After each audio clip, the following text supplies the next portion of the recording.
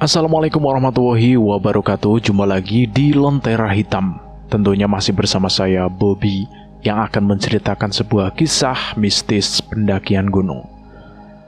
Apa kabar untuk kalian semua hari ini? Semoga kalian sehat selalu ya, panjang umur, bahagia selalu, dan selalu dimudahkan segala urusannya. Sebelum lanjut ke ceritanya, buat kalian yang baru bergabung di channel ini, silahkan klik tombol subscribe dan tombol loncengnya, agar kalian tidak ketinggalan cerita terbaru dari kami. Oke, kita langsung saja menuju ke ceritanya.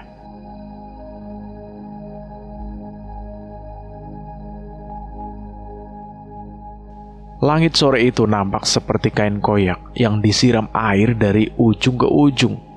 Hujannya tidak lagi turun, melainkan jatuh deras seperti disiram ember raksasa dari langit. Angin membawa dingin yang menusuk kulit, menembus jaket kami yang sudah lembab sejak turun dari mobil. Kami berdiri berempat, aku, Awal, Raffi, dan Dede. Di bawah papan kayu bertuliskan Basecamp Patak Banteng. Tulisan yang biasanya nampak ramah itu, kini terasa seperti peringatan. Dede memeluk lengannya sendiri. Bro, ini naik sekarang atau nunggu reda dulu? Angin kayak nyoba nyopot kepala ini. Aku memandang jalur yang mulai menggelap. Kalau menunggu, kita bisa kemalaman di atas. Itu jawabku, sambil menarik nafas. Lagi pula dari sini ke pos 1 kan gak jauh. Raffi langsung menyahut. Iya, tapi ya ampun, dinginnya brutal begini. Sementara kami berempat, Awal cuma berdiri kaku. Jaketnya sudah basah, tapi ekspresinya bukan sekedar lelah. Wajahnya pucat seperti orang yang baru melihat sesuatu yang buruk. Matanya tidak fokus, seperti sedang memikirkan hal yang tidak ingin ia ceritakan. Wal, kamu gimana? Oke enggak? Aku menepuk baunya. Oke, ayo jalan. Dingin sekali. Al mengangguk sangat pelan. Kami mulai bergerak menyusuri jalur. Hujan membuat tanah licin, dan setiap pijakan terasa seperti undangan untuk tergelincir. Bayangan pepohonan di kanan kiri seperti barisan orang yang mengawasi dalam diam. Di tengah perjalanan, pikiranku kembali pada cerita lama yang sering aku dengar dari teman dari internet tentang nenek-nenek yang muncul di jalur Gunung Prau. Konon, mereka membantu pendaki yang tersesat atau kelelahan. Ada yang bilang mereka baik, ada yang bilang mereka hanya muncul kalau dipanggil. Dan entah kenapa bayangan itu membuat tenggukku dingin. Wal, kamu pernah lihat nenek-nenek itu gak? Aku memanggil Awal dari belakang. Langkah Awal berhenti mendadak. Hujan memukul punggung kami, tapi ia sama sekali tidak bergerak. Raffi dan Dede menabrak punggungku karena aku ikut berhenti. Kenapa? Tanya si Raffi. Aku melangkah mendekati Awal. Waktu dia menoleh, aku merinding.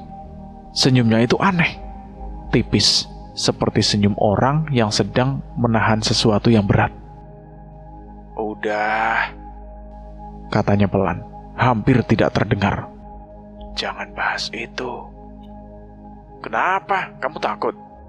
Aku berusaha menggodanya, mencairkan suasana.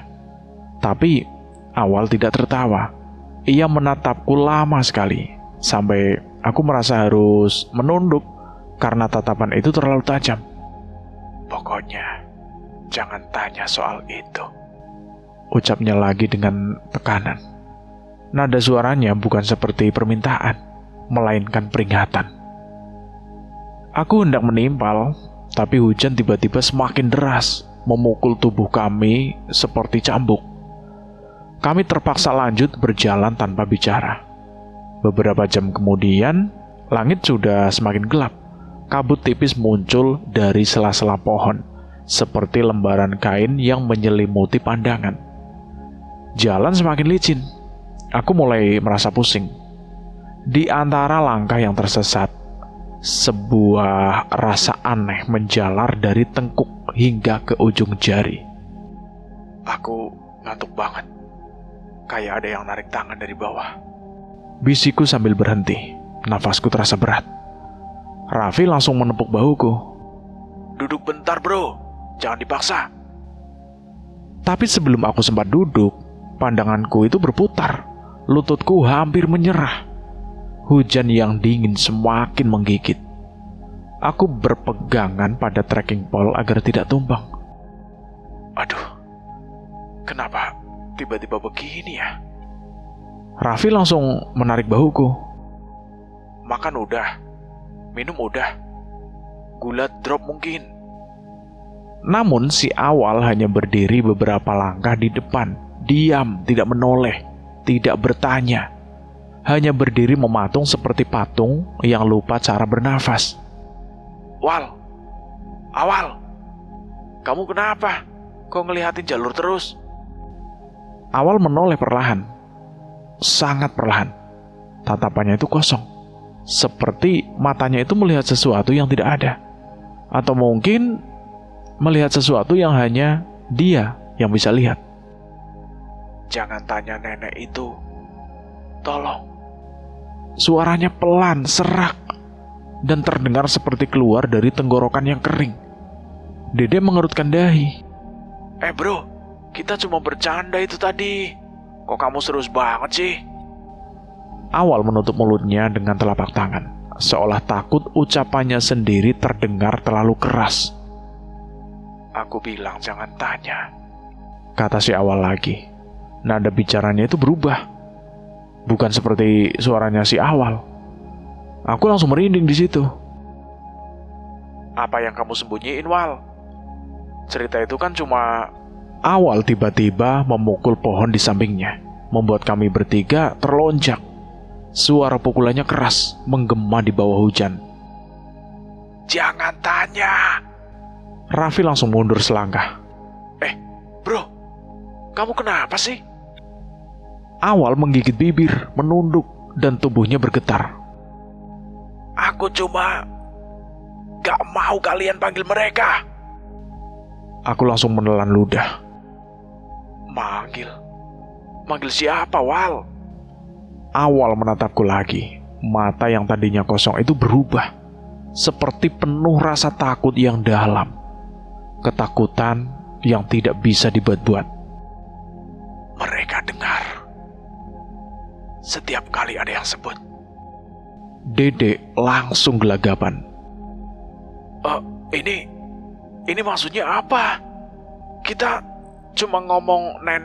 Tangan Awal langsung mengangkat, melarang Dede menyelesaikan kata itu. Dari kejauhan terdengar suara seperti ranting patah. Padahal tidak ada siapa-siapa di jalur itu selain kami berempat. Raffi langsung berbisik. Bro, kita lanjutin aja. Tempat ini gak enak. Kami saling pandang, dan tanpa kata, kami mempercepat langkah. Namun bukan untuk mengejar waktu, melainkan lari dari sesuatu yang kami sendiri belum tahu bentuknya. Menjelang pos 2, hujan semakin menggila. Senter kami memantulkan cahaya ke genangan air yang mengalir deras, membuat jalur seperti sungai kecil. Nafasku semakin berat, dadaku seperti ditekan beban yang tidak terlihat. Aku benar-benar capek. Bisikku hampir tidak sanggup melanjutkan langkah. Raffi menahan lenganku. Bro, kamu pucat banget.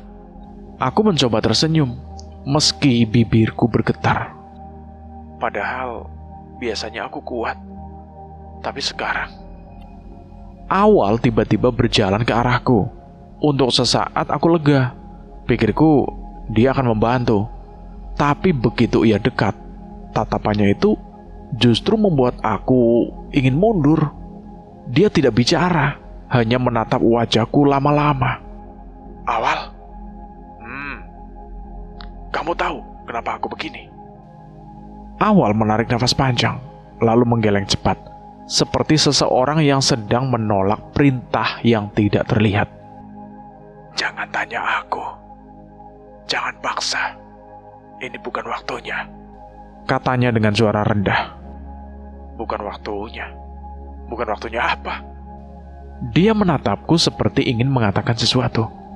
Tapi ada ketakutan yang lebih besar menahannya. Aku cuma gak mau kamu menyebut-nyebut mereka lagi.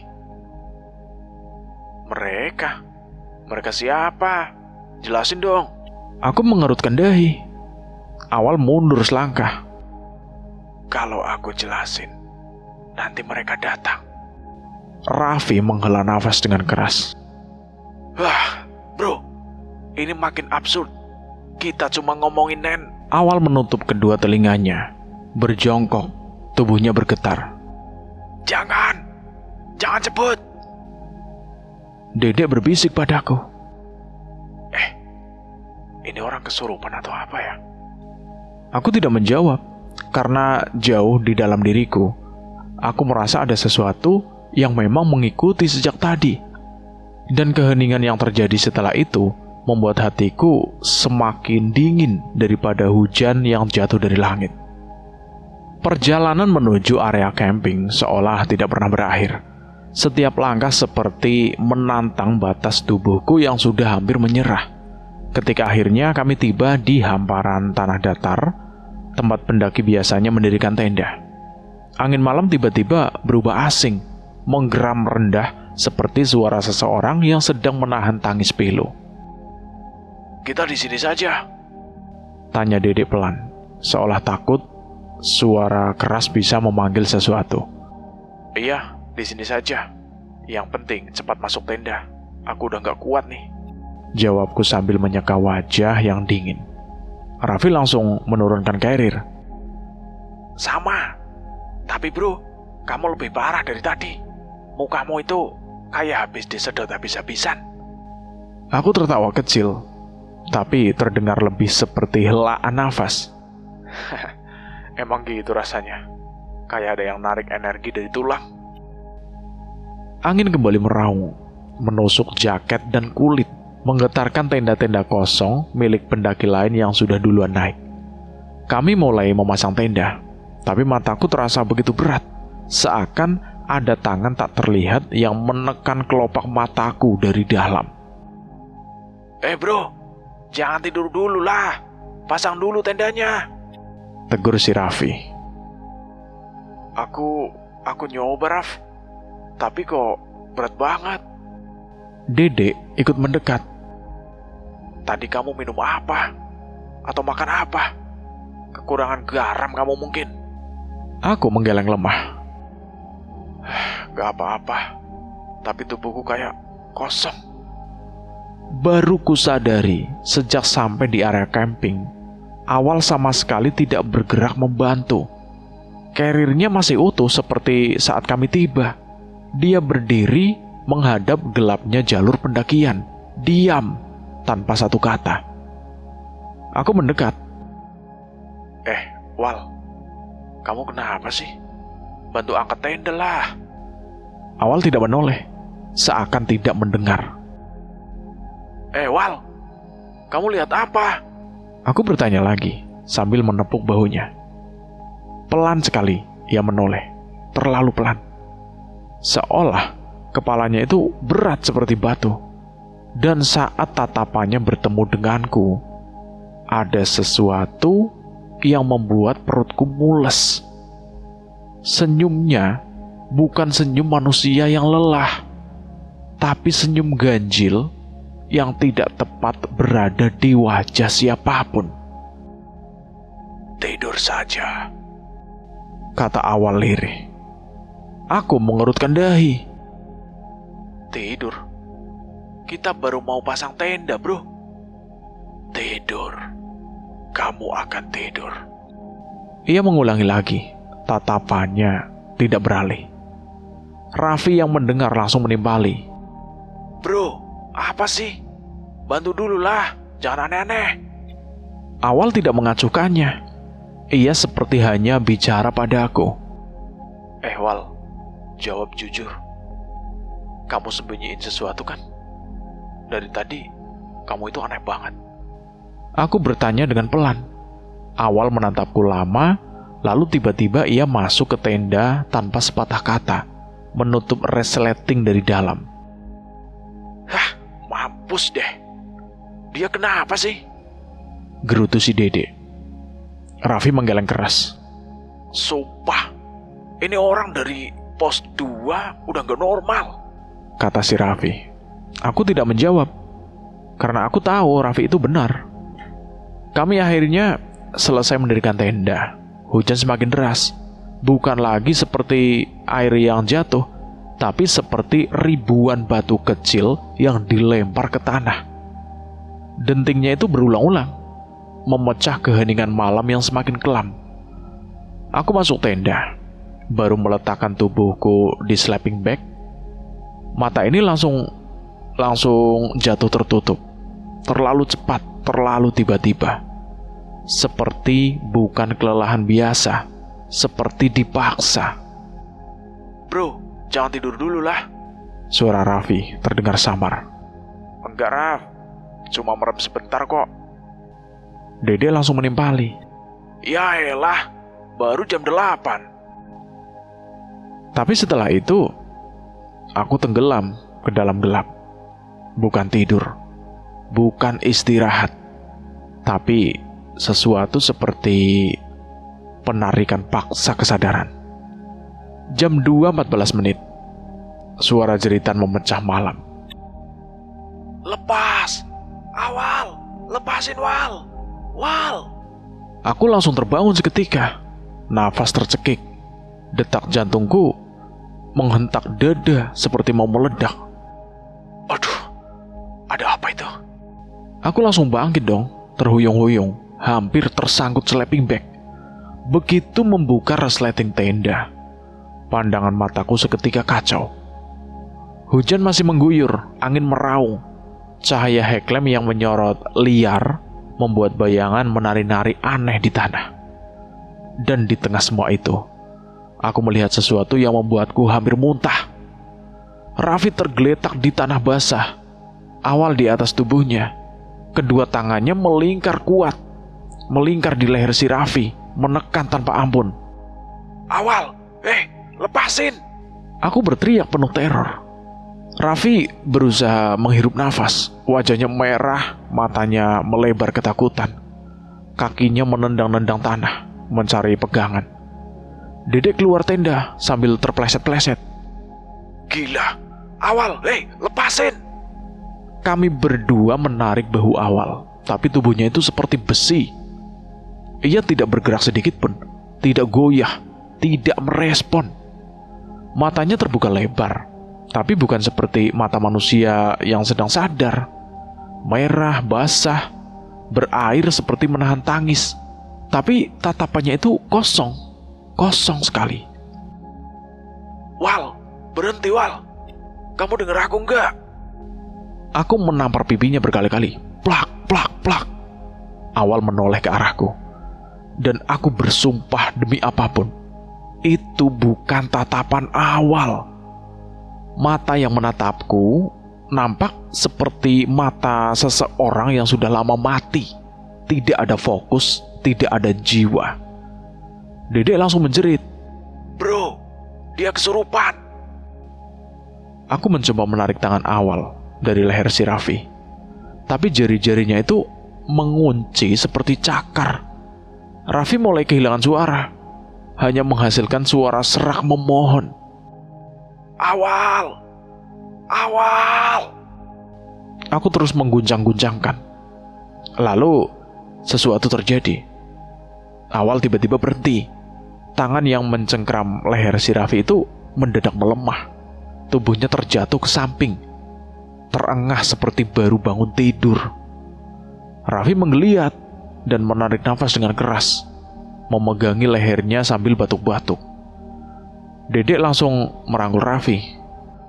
Gila kamu Awal, apa yang kamu lakuin?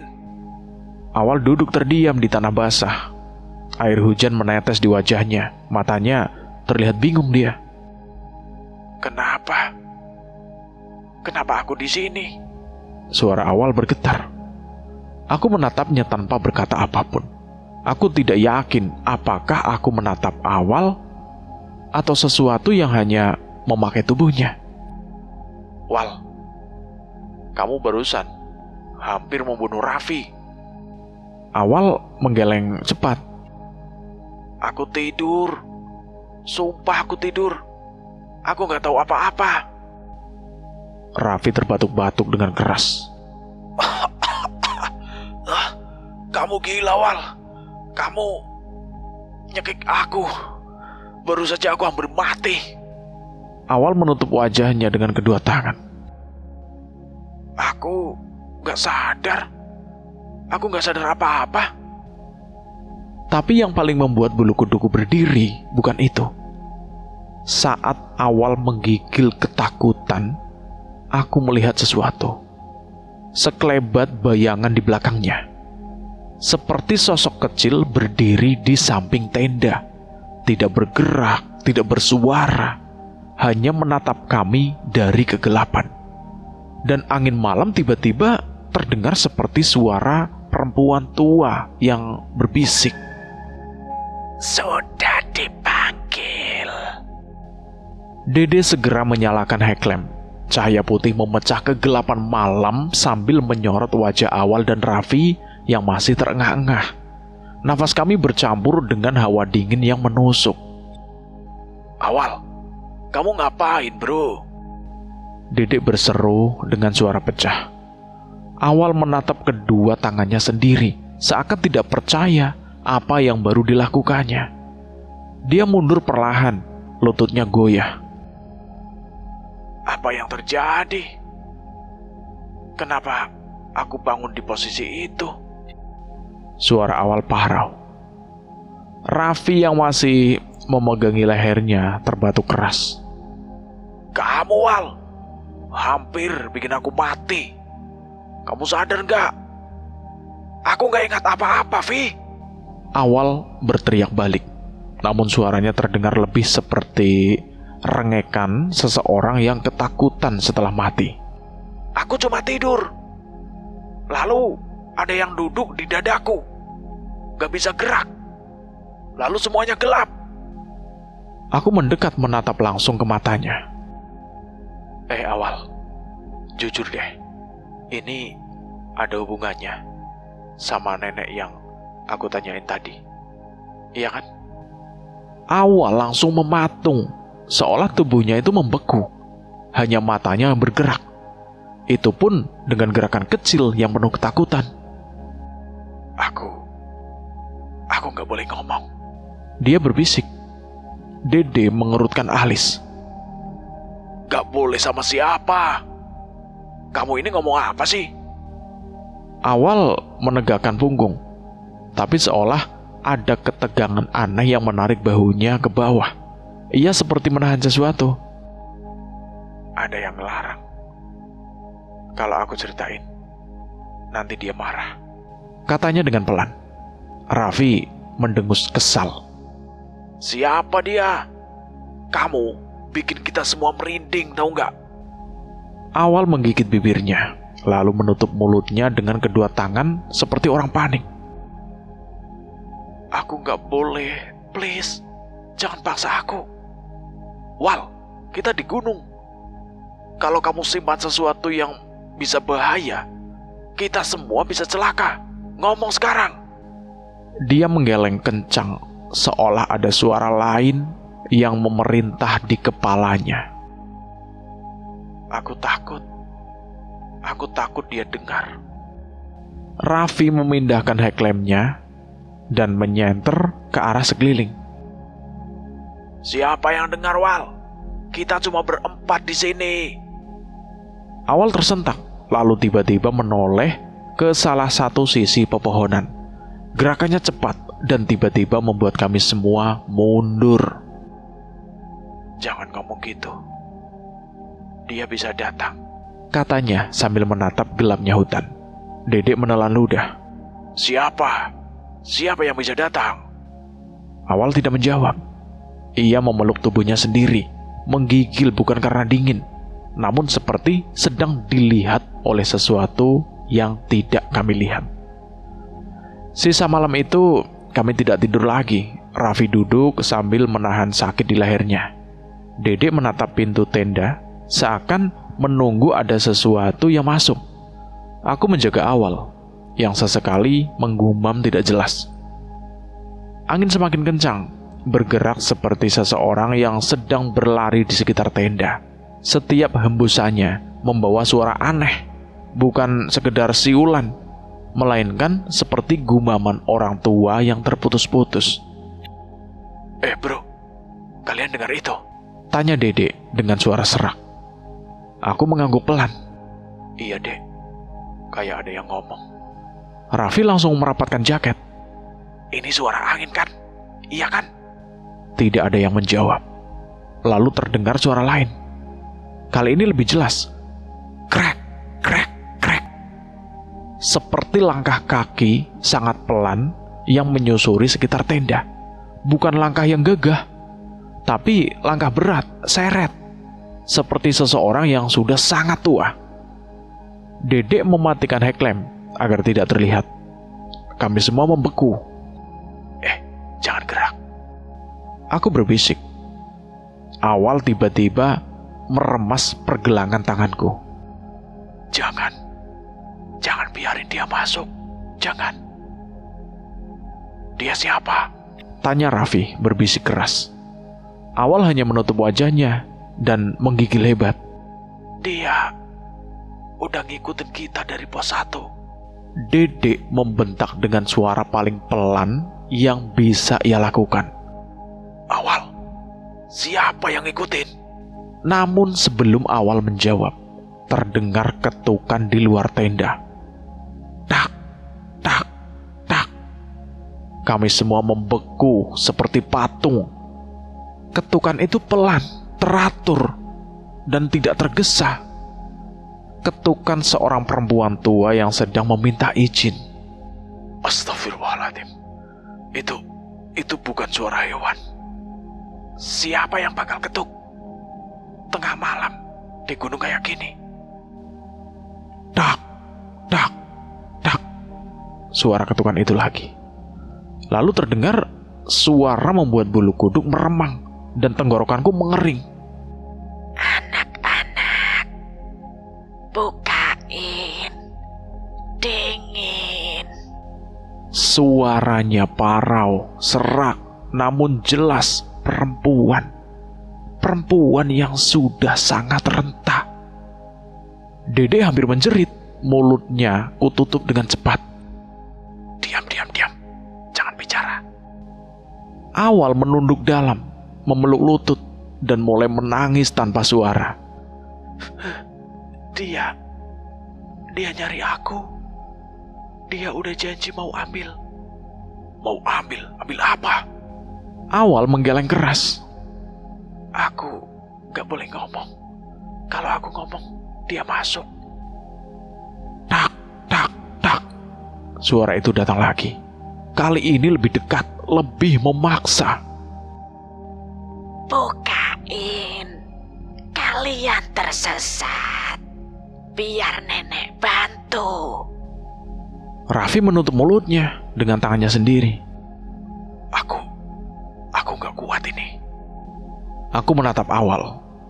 Dan dari sorot matanya, aku sadar satu hal. Kami tidak sedang berurusan dengan perempuan tua biasa. Kami berurusan dengan sesuatu yang menggunakan tubuh Awal sebagai pintu masuk. Tok, tok, tok. Buka. Aku tahu kalian belum tidur. Suara itu berubah. Lebih rendah, lebih dalam, lebih menekan. Awal menjerit pelan, lalu tiba-tiba tubuhnya kaku. Matanya membesar, seperti melihat sesuatu yang mengerikan di balik kain tenda. Jangan buka. Kalau tenda kebuka, kita semua selesai. Dan tepat saat itu, tenda kami seperti diseret dari luar.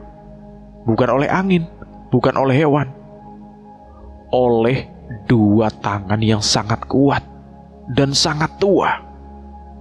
Pagi itu terasa janggal sejak aku membuka mata.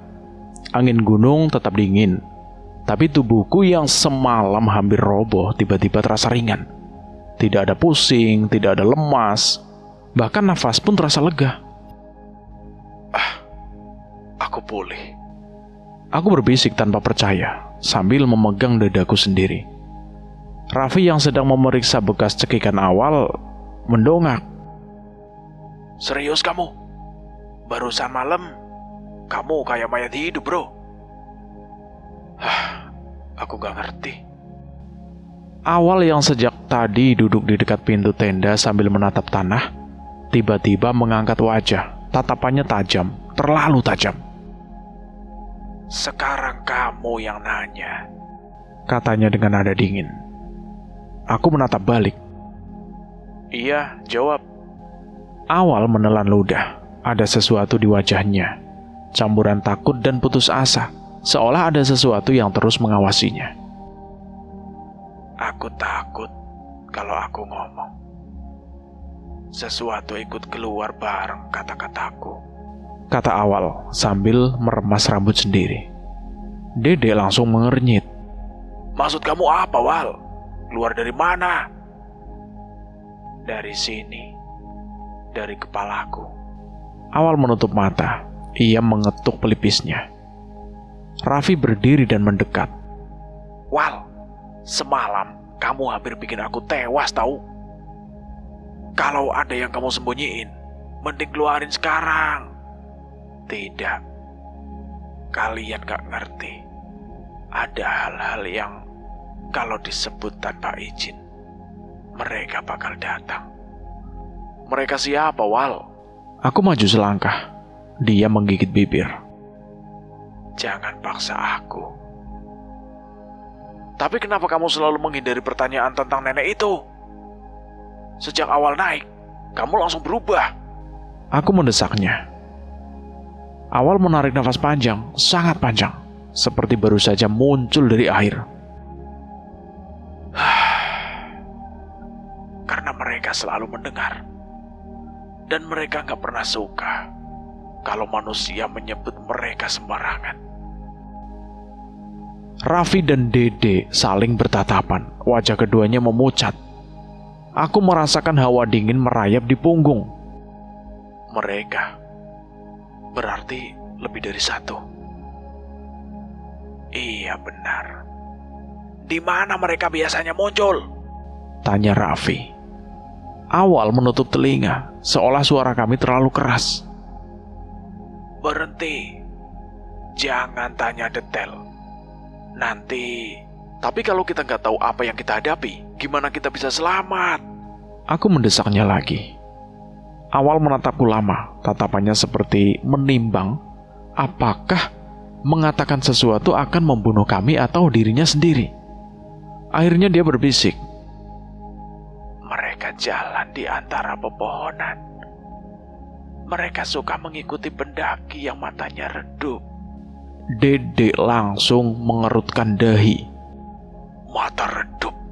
Maksudnya apa? Pendaki yang kecapean. Yang pikirannya mulai kosong. Yang energinya habis. Kayak kamu semalam. Awal menunjukku. Aku langsung tertegun. Jadi kalau aku lemah, mereka lebih gampang dekat. Awal mengangguk pelan. Mereka suka narik, suka nyicip, suka nempelin tubuh seseorang. Raffi memaki dengan pelan.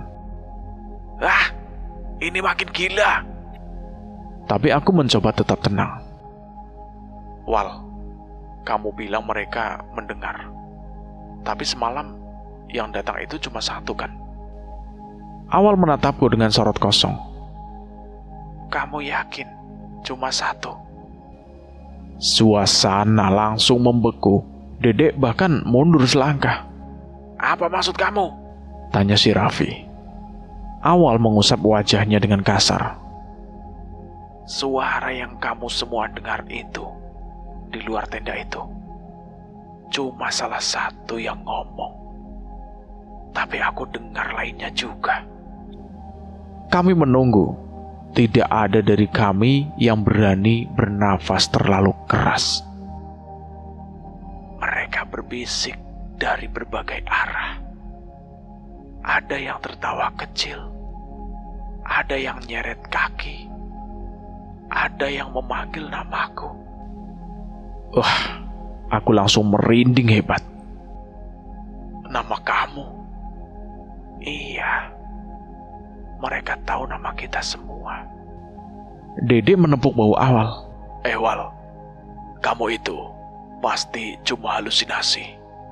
Kita semua panik semalam. Awal menatap Dede dengan mata merah lelah. Kalau halusinasi, kenapa kalian juga mendengar langkah kaki? Di situ Dede langsung terdiam. Aku mencoba mengurai semuanya. Oke.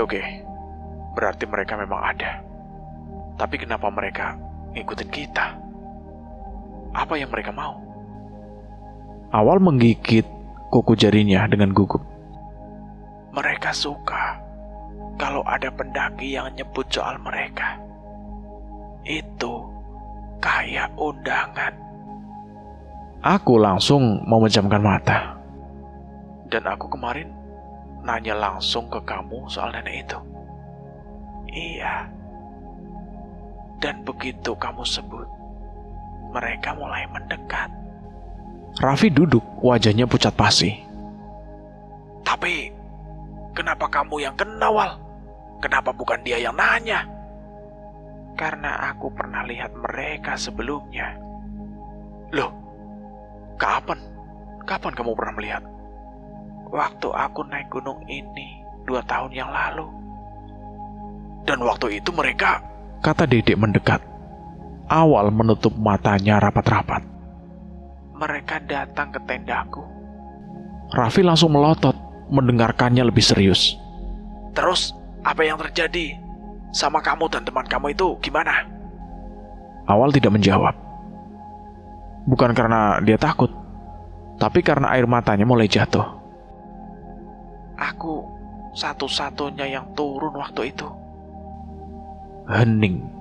Tidak ada yang bergerak. Tidak ada yang bicara. Aku akhirnya bertanya dengan pelan. Teman-temanmu, mereka kemana? Awal menatap hutan yang diselimuti embun. Mereka gak pernah ditemukan. Dedek langsung merabah tengkuknya sendiri. Jadi kamu pikir kita bakal ngalamin hal yang sama? Aku takut. Karena semalam suara itu bilang kalau dia suka sama tubuh salah satu dari kalian. Ah, salah satu? Siapa? Dia gak nyebutin. Tapi dia bilang dia mau coba masuk pelan-pelan. Masuk ke tubuh? Kayak yang terjadi sama kamu semalam? Dia bilang, satu sudah pernah, sekarang giliran yang lain. Angin berhembus kencang, daun-daun bergetar. Seolah ada sesuatu yang bergerak di antara mereka. Mereka menelan ludah. Awal membuka mulut. Tapi sebelum ia menjawab, ada suara memanggil dari arah hutan. Suara perempuan tua, lembut, memanjang. Awal, sini nak. Kami semua langsung memucat. Awal langsung membeku. Dia sudah bangun. Base camp siang itu ramai, tetapi suasana terasa berbeda bagi kami. Seperti dunia di sekitar berjalan biasa, sementara kami pulang membawa sesuatu yang tidak seharusnya. Baju kami masih basah, rambut kusut, dan mata sembab karena semalaman tidak benar-benar tidur.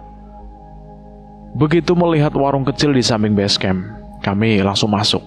Aroma kopi panas memenuhi udara. Namun anehnya tidak membuat kami merasa nyaman. Ada tekanan aneh di dada, seolah sesuatu mengikuti kami sampai ke bawah. Penjual warung, seorang bapak tua berkulit legam dengan rambut memutih di sisinya, memandang kami lama sebelum akhirnya bersuara. "Kenapa kalian?" Tanyanya suaranya rendah, seperti sudah tahu sesuatu terjadi. Aku menelan ludah. Pak, di sini benar ada nenek-nenek penunggu jalur. Bapak itu langsung berhenti memotong cabai. Pisau di tangannya bahkan hampir jatuh. Ia menatapku seperti aku baru saja mengatakan sesuatu yang tabu. Siapa dari kalian yang nanya duluan? Aku, Pak. Aku menjawabnya dengan pelan. Dia mendekat, sangat dekat, sampai aku bisa melihat urat-urat di lehernya menegang. Sampean tidak pernah meminta bantuan mereka? Tidak, Pak. Nafas Bapak itu terdengar berat. Maka wajar kau dibuat lelah. Wajar temanmu dipinjam tubuhnya. Raffi memukul meja. Dipinjam? Pak, tolong jelasin yang benar.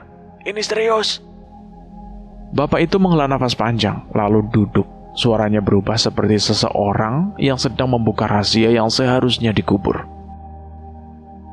Roh berbuat tua, penunggu jalur perahu. Mereka menjaga, mereka melihat. Ada yang bilang mereka dulunya ibu-ibu desa yang tinggal di bukit ini. Ada yang bilang mereka wujud lain dari gunung itu sendiri. Tapi satu hal yang pasti, mereka tidak suka dipanggil tanpa maksud. Aku merasakan bulu kuduku naik. Apa maksudnya, Pak? Kami cuma nanya, cuma penasaran. Justru itu, kalau kalian memanggil mereka, harus disertai niat meminta bantuan. Kalau tidak, mereka akan menganggap kalian sedang mengejek atau menantang. Tapi, aku cuma bertanya ke teman, bukan memanggil mereka. Di mata mereka, setiap menyebut keberadaan mereka adalah panggilan. Suasana warung mendadak terasa lebih sempit. Tidak ada suara selain nafas kami yang semakin cepat. Raffi menyondongkan tubuh. Terus, yang tadi terjadi ke awal itu apa, Pak? Bapak itu menyandarkan punggungnya ke kursi. Awal tidak menjawab pertanyaanmu, kan? Aku hanya mengangguk. Dia tidak menjawab karena dia sedang dipakai. Semalam saat dia tidur, tubuhnya bukan miliknya, kata bapak itu sambil menatap Awal. Awal langsung menutup wajahnya, bahunya bergetar. Aku dengar suara yang sangat tua. Nafasnya pendek-pendek. Dia bilang jangan jawab. Dan waktu kamu paksa nanya, dia bilang biarkan dia merasakan beratnya perjalanan kami. Astaga, desah Dede sambil memegang kepalanya. Awal melanjutkan, suaranya patah-patah. Aku gak bisa buka mulut. Aku kayak ditarik ke dalam kepala sendiri.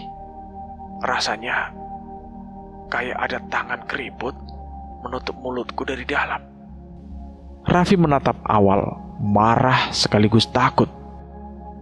Terus kenapa kau bisa bangun tengah malam dan menyekik aku? Aku gak ngelakuin itu. Itu bukan aku. Itu bukan dia. Itu mereka, kata bapak itu sambil mengangguk pelan. Semuanya terdiam. Hening yang menjalar di warung membuat aku ingin lari keluar. Tapi bapak itu masih menatap kami satu persatu. Di gunung ini ada beberapa pendaki yang selamat setelah hampir diminta menjadi pengganti. Mereka semua bercerita hal yang sama. Tubuh mereka dipakai untuk menyalurkan rasa sakit atau dendam dari para penjaga jalur. Tapi, kenapa kami, Pak? Kamu penyebabnya. Pak, saya cuma nanya loh, Pak. Justru itu masalahnya. Pertanyaanmu bukan sekedar tanya. Kamu mengulangnya beberapa kali. Kau menyebut keberadaan mereka. dengan suara keras sambil berjalan jauh di jalur. Itu terdengar sebagai panggilan. Jadi, mereka dengar? Bukan hanya sekedar dengar, mereka juga datang. Dedek menelan ludah dengan suara kerasnya. Oke, kalau mereka marah karena kami gak minta bantuan, terus apa yang harus kami lakukan sekarang? Bapak itu berdiri perlahan, mengambil dupa dari rak belakang, lalu meletakkannya di meja. Kalian harus minta maaf. Nadanya tegas, tidak memberi ruang bantahan. Ah, minta maaf? Kata si Raffi. Di luar, menghadap gunung bersama-sama. Ucapan permohonan maaf dan izin. Katakan kalian tidak bermaksud memanggil. Aku langsung menoleh ke Awal. Kamu ngerasa mereka masih ngikutin? Iya, dari tadi pagi aku ngerasa kayak ada yang berdiri di belakangku. Tapi kalau aku menoleh gak ada. Gila. Ini makin gak masuk akal. Kalau kalian tidak melakukannya, mereka bisa ikut pulang. Semua darah seakan hilang dari wajah kami. Ikut pulang.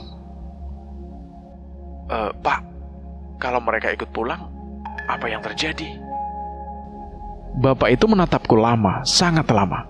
Akhirnya dia menjawab dengan suara yang sangat rendah.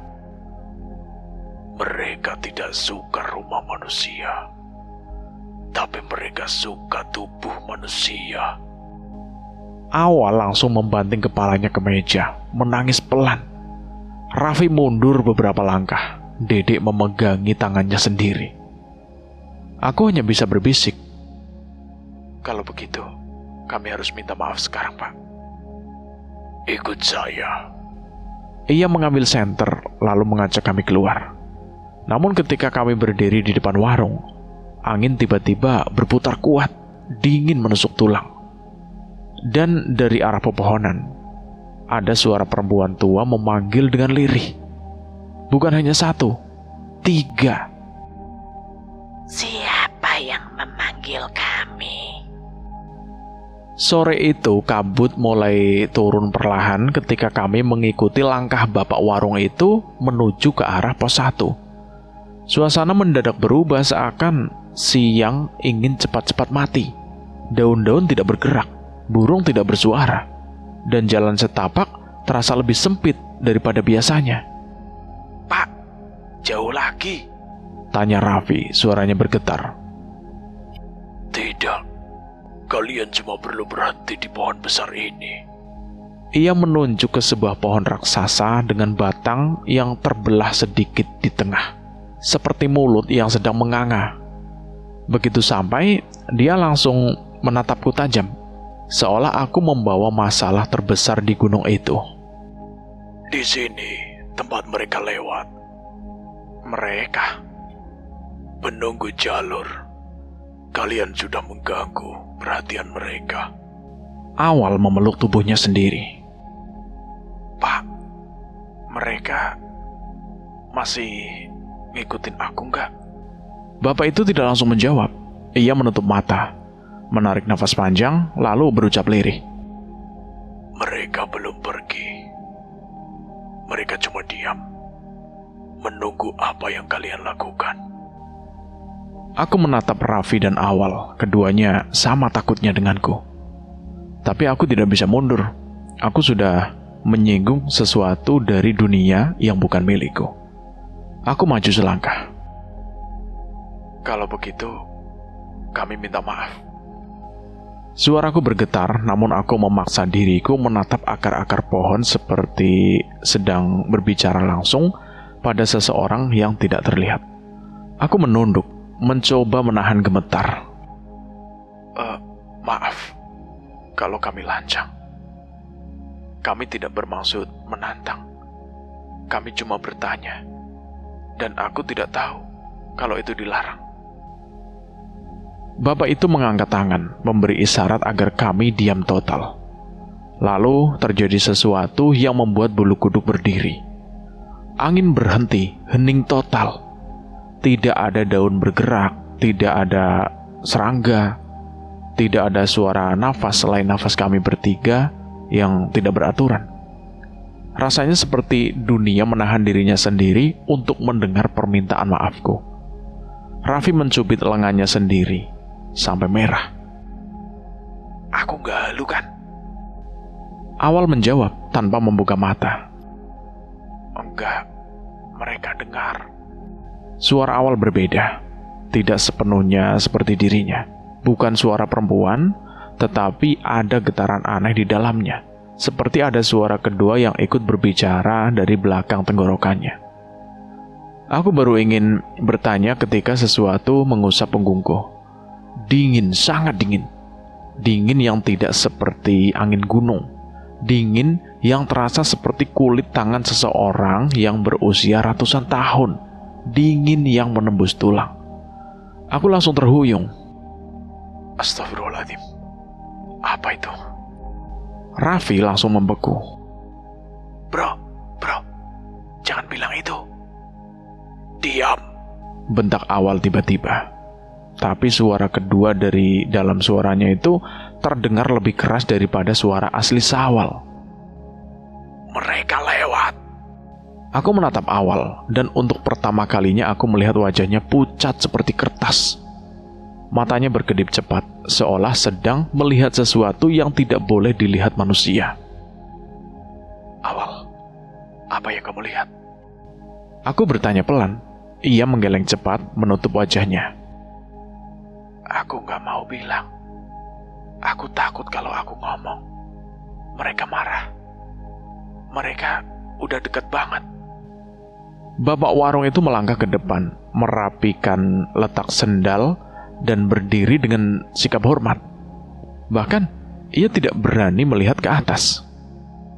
Kalau mereka sudah menyentuh satu dari kalian, artinya mereka menerima permintaan maaf itu. Jadi, mereka nggak bakal ganggu lagi? Belum tentu. Kadang mereka menerima, kadang mereka cuma memperingatkan. Raffi langsung panik. Pak, jangan bercanda. Kita udah minta maaf kok. Kalian minta maaf iya, tapi mereka ingin kalian tahu rasanya menginjak jalur ini tanpa penghormatan. Aku menarik nafas panjang, mencoba menahan tubuhku yang masih gemetar. Kalau memang begitu, harus gimana lagi, Pak? Tidak ada jawaban, hanya hening. Lalu Awal membuka mulutnya perlahan, seakan sesuatu memaksanya bicara. Mereka terima. Suaranya pelan, namun ada nada tua yang menggelayut di setiap katanya.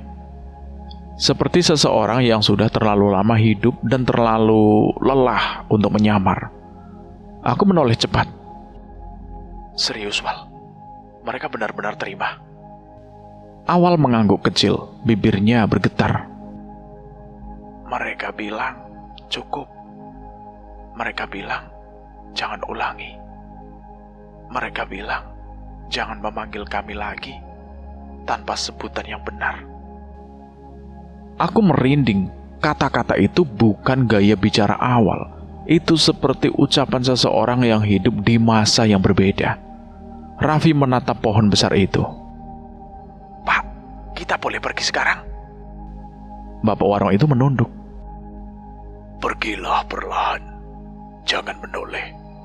Jangan ngomong apapun sampai melewati sungai kecil di depan sana. Kenapa harus begitu, Pak? Karena mereka sedang pergi. Kalau kalian menoleh, kalian akan melihat mereka.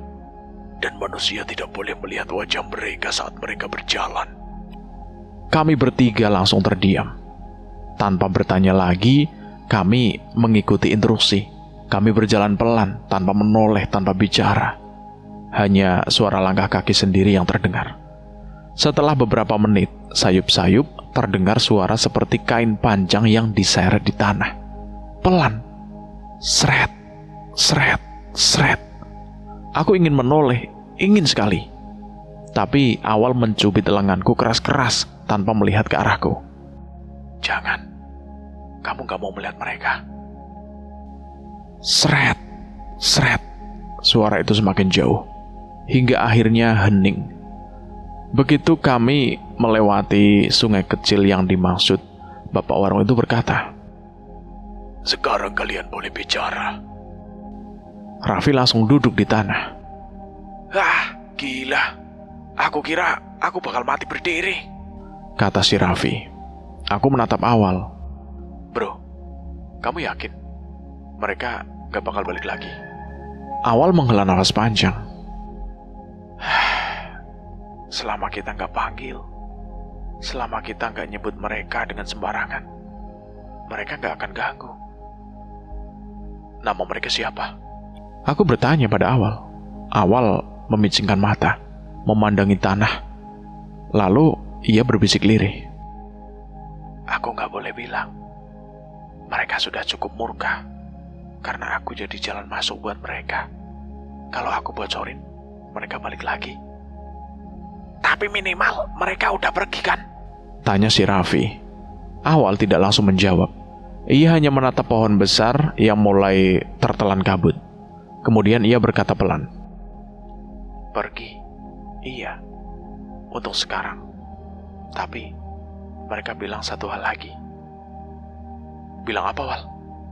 Awal menoleh, wajahnya lebih pucat daripada sebelumnya. Mereka belum selesai sama kamu. Mereka masih ada. Langit perlahan berubah dari kelabu menjadi merah keemasan ketika kami melanjutkan perjalanan turun. Hujan berhenti begitu saja, seolah seseorang mematikan keran langit. Embun tipis menggantung di udara dan membuat jalur nampak licin. Namun bukan itu yang membuat langkahku semakin berat. Perasaan diawasi tidak pernah pergi. Aku menoleh sedikit. Kalian ngerasa nggak? Raffi mengusap wajahnya. Kalau yang kamu maksud ngerasa diikutin, aku ngerasain dari tadi. Dari pos 2 bahkan. Awal yang berjalan di paling belakang tertawa kecil, tapi tawanya terdengar kering. Tenang, mereka cuma nganter. Nganter? Kata Raffi ulang. Wajahnya langsung tegang. Aku nggak butuh diantar sama makhluk tua berkain lusuh itu, Al. Vi, kamu jangan ngomong gitu, Vi. Mereka bisa dengar. Tegur si Awal. Aku mempercepat langkahku sedikit. Wal, kita udah minta maaf. Udah nurut semua. Masa masih ngikut sih? Awal tidak menjawab. Dia hanya menarik nafas panjang seolah sedang mendengar sesuatu selain kami. Kami terus berjalan sampai melewati turunan curam. Ketika aku ingin membenarkan posisi tas, entah kenapa aku menoleh ke belakang sekilas saja. Dan aku melihatnya. Sosok bungkuk berdiri di antara kabut tipis. Bentuk tubuhnya kurus, kepalanya tertutup kain lusuh. Tangannya menggenggam sebuah tongkat panjang. Dia tidak bergerak sedikit pun, hanya berdiri menatap kami. Aku mengedip. Sosok itu hilang seketika. Dadaku terasa sesak. Raffi langsung menyentuh bahuku. Kamu kenapa, bro? Mendadak kaku gitu? Kamu lihat apa? Enggak, Vi. Aku nggak lihat apa-apa. Awal meliriku, seperti tahu persis apa yang barusan terjadi. Bilang aja kalau lihat. Mereka nggak marah kok. Aku langsung menelan ludah. Aku cuma lihat bayangan. Mungkin halu. Mungkin sisa kabut. Awal membuat senyum tipis yang entah kenapa membuat merinding. Bukan halu. Mereka tadi di belakang. Raffi langsung mencakup wajahnya. Ya Allah, kenapa sih mereka nggak pergi-pergi? Kita kan udah minta ampun. Mereka cuma memastikan kita pulang, Vi. Kata si Awal dengan nada datar. Nada yang bukan miliknya. Aku berhenti berjalan. Awal, itu kamu atau... Dia menoleh dan tatapannya aneh. Seperti dua orang sedang berbagi pandangan dalam satu wajah. Tenang, semuanya aman. Kami menuruni jalur lebih cepat. Setiap kali angin bergerak, daun-daun seolah berbisik. Bisikan itu tidak jelas, seperti suara yang terlalu tua untuk dimengerti. Namun ritmenya seolah memanggil nama kami. Raffi tiba-tiba menggigil. Bro, aku dengar suara cewek tua memanggil nama kamu tadi. Ah, jangan asal dengar ah. Itu cuma angin. Angin dari mana, bro? Angin gak pernah kedengarannya kayak orang kumur-kumur. Wah, yang bener ah. Wal, kamu bisa jelasin gak kenapa mereka masih ngikut? Awal langsung menghela nafas. Karena kita bertiga ninggalin jejak di jalur itu. Mereka ngelihat kita. Mereka mendengar kita. Mereka ngerasain kita. Biasanya butuh waktu beberapa hari sampai jejak itu hilang. Terus sebelum jejak itu hilang, mereka bakal terus mantau gitu? Iya. Mereka mau pastikan kita gak bawa pulang sesuatu yang bukan milik kita. Kalau kita bawa, mereka bakal datang lagi. Wal, kamu jangan bercanda. Maksud kamu itu sesuatu apaan? Awal berhenti berjalan, matanya menatap lurus ke jalur kosong di belakang kami. Perasaan takut, rasa penasaran, rasa ingin tahu. Makhluk kayak mereka suka energi yang begitu. Mereka bisa ikut kalau kita masih mikirin mereka. Aku meremas tali tas dengan kencang. Sekarang aku makin mikirin, Wal. Gimana enggak? Makanya, jangan pikir macam-macam. Kami mendekati area dekat sungai kecil. Biasanya jalur ini ramai, tapi sore itu terasa lenggang. Tidak ada pendaki lain, hanya suara air mengalir dan sesekali suara ranting patah. Namun setiap kali ranting patah rasanya seperti ada seseorang sengaja menginjaknya. Aku mempercepat langkah. Udah dekat base camp kan? Ayo cepat. 15 menit lagi, jawab Awal. Raffi memandang ke belakang lagi. Sumpah, tadi ada yang jalan pelan banget. Kayak ngikutin kita, tapi nggak mau kelihatan.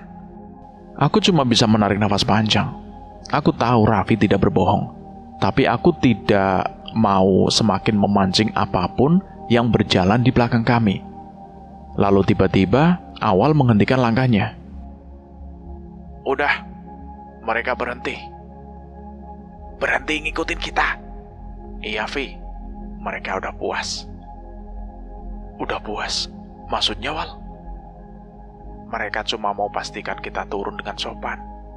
Sekarang giliran mereka balik ke jalurnya. Untuk pertama kalinya sejak tadi, aku merasa udara sedikit lebih ringan. Tidak sepenuhnya lega, tapi setidaknya ada jarak antara kami dengan sesuatu yang terus mengikuti dari belakang. Kami mencapai dekat pintu masuk base camp ketika matahari terakhir tenggelam. Di sana angin sore kembali berhembus normal. Suara motor terdengar dari kejauhan. Dunia terasa hidup lagi. Aku menatap gunung itu sekali lagi. Ada bagian dariku yang ingin berterima kasih, tapi mulutku keluh. Awal mendekat dan berbisik. Mereka dengar, bro, walau kamu gak ngomong. Raffi di situ langsung menarik nafas dengan lega. Akhirnya bebas juga. Aku kira bakal dibuntutin sampai rumah. Tapi sebelum melangkah pergi, aku kembali merasakan sentuhan dingin di tengkuk. Hanya sepersekian detik, ringan tapi jelas. Aku tidak menoleh, aku hanya berjalan. Namun, satu hal pasti. Setiap kali angin berbisik di malam hari, setiap kali tirai jendela bergerak tanpa sebab, setiap kali aku merasakan tatapan dari sudut gelap kamarku, aku tahu mereka masih mengingat kami. Dan mungkin mereka belum benar-benar pergi. Cerita ini selesai tamat sampai di sini. Bagaimana menurut kalian semua tentang cerita ini? Silahkan berikan komentar kalian di kolom komentar. Dan terima kasih buat kalian yang sudah mendengarkan cerita ini sampai habis. Semoga kalian semua dalam keadaan sehat selalu, panjang umur, bahagia selalu, dan selalu dibanyakin rezekinya. Dan buat teman-teman yang baru bergabung di channel ini, silahkan klik tombol subscribe dan tombol loncengnya, agar kalian tidak ketinggalan cerita terbaru dari kami. Saya mohon maaf jika ada kesalahan kata. Saya pamit undur diri. Wassalamualaikum warahmatullahi wabarakatuh. Salam lestari.